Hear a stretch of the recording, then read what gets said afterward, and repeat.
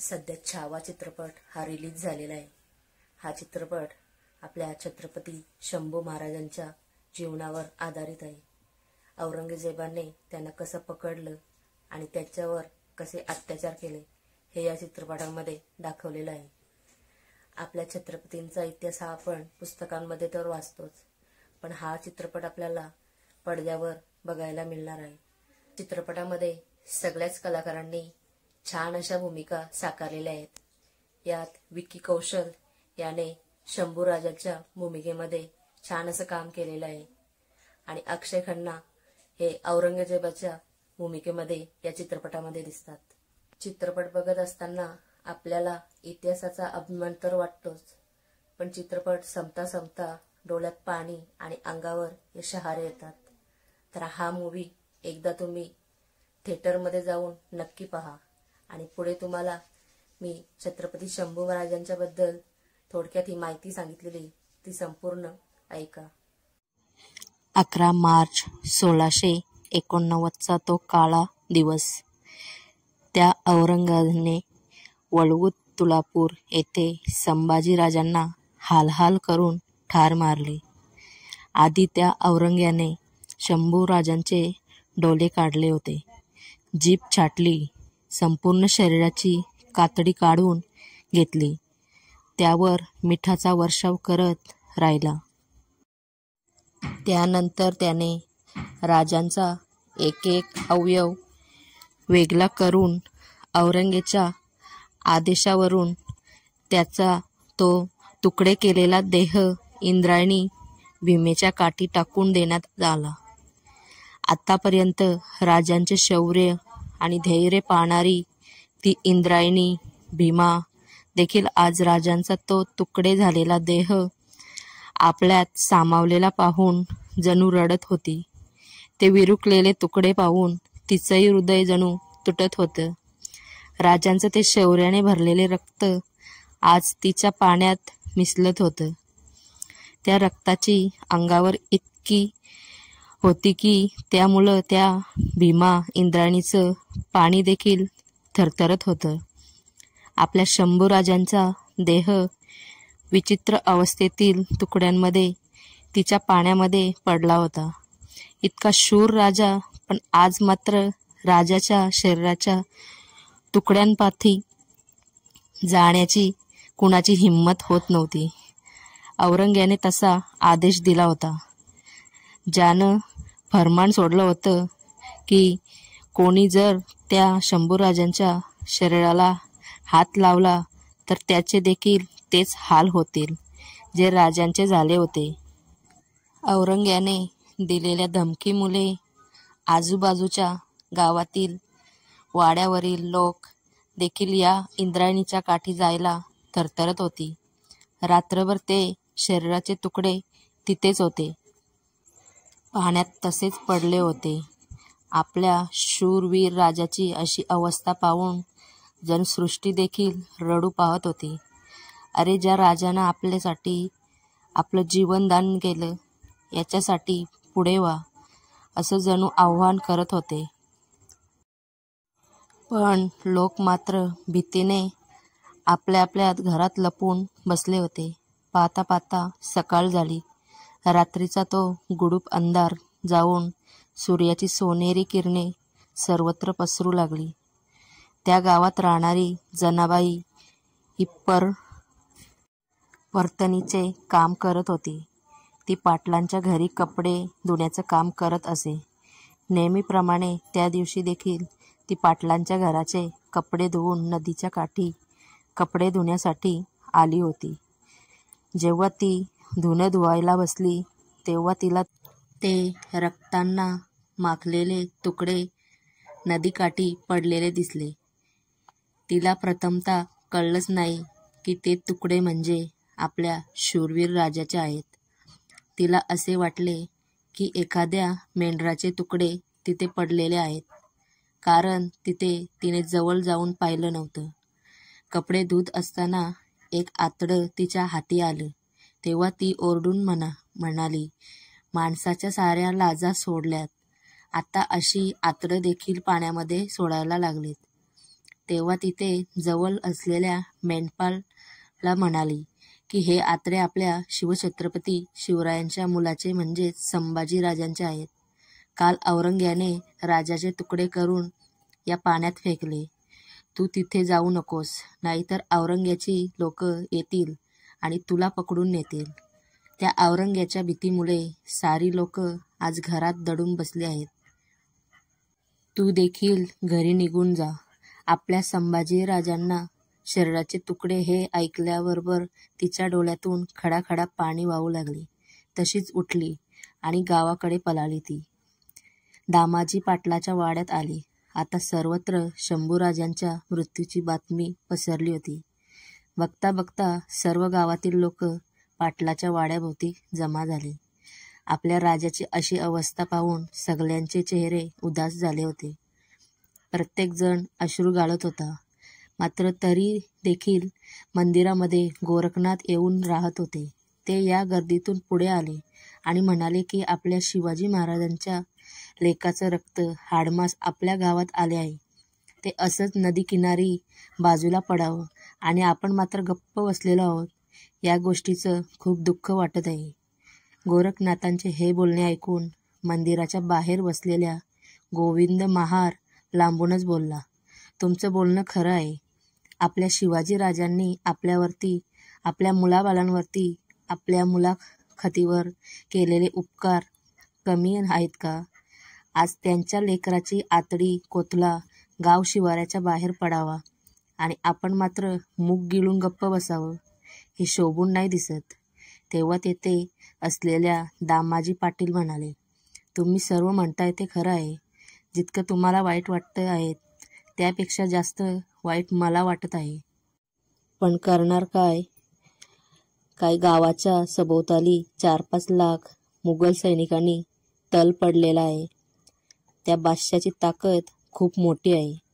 शंभूराजांच्या रक्तमासालाही कोणी शिवू नये असं त्याने फरमान काढलेलं आहे. तेव्हा एकाने म्हटलं, खरं आहे, कारण पंचक्रोशीतल्या साऱ्या गावातील लोक गप्प बसलेले आहेत. तर मग आपण पुढाकार का घ्यावा? हे सारं ऐकून गावकऱ्यांनी आपापल्या घराकडे परतले. भाकर खाऊन सगळेजण पडले होते. झोप तर तशी कुणालाच येत नव्हती. सगळेजण विचारांच्या गुंत्यामध्ये होते. पण ती जनाबाई मात्र खूप जिद्दीची बाई होती. आपल्या राजासाठी आपण काहीतरी करावं हे तिच्या मनानं पक्क केलं होतं. ती सरळ पाटणीच्या वाड्यावर गेली. तिनं आजूबाजूच्या स्त्रियांना देखील गोळा केलं. शिवाजीराजे आणि संभाजीराजांविषयी गोष्टी काढून ते एकमेकांना प्रोत्साहन देऊ लागले. राजाच्या आठवणीने सगळ्यांचेच काळीज हेलावून गेलं होतं.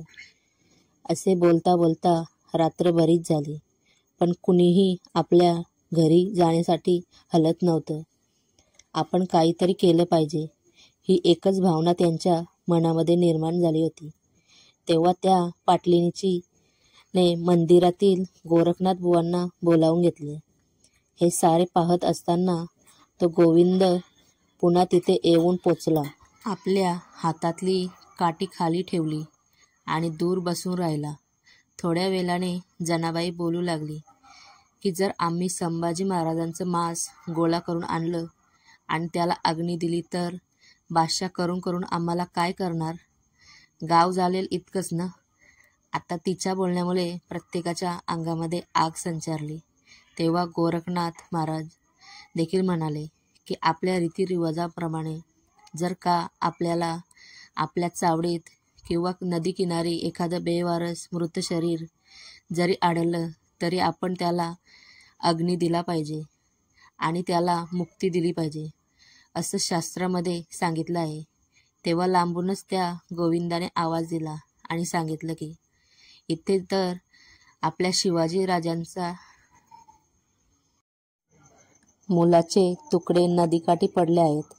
मात्र आम्ही सगळे नामर्दासारखे बांगड्या घालून गप्प बसलो आहोत.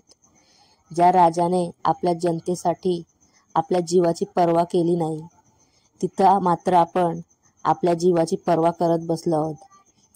हे ऐकल्यावर सर्व स्त्रियांच्या अंगामध्ये जणू माय भवानी सळसळली.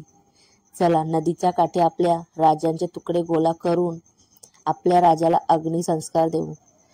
सर्वत्र एकच आवाज उठला.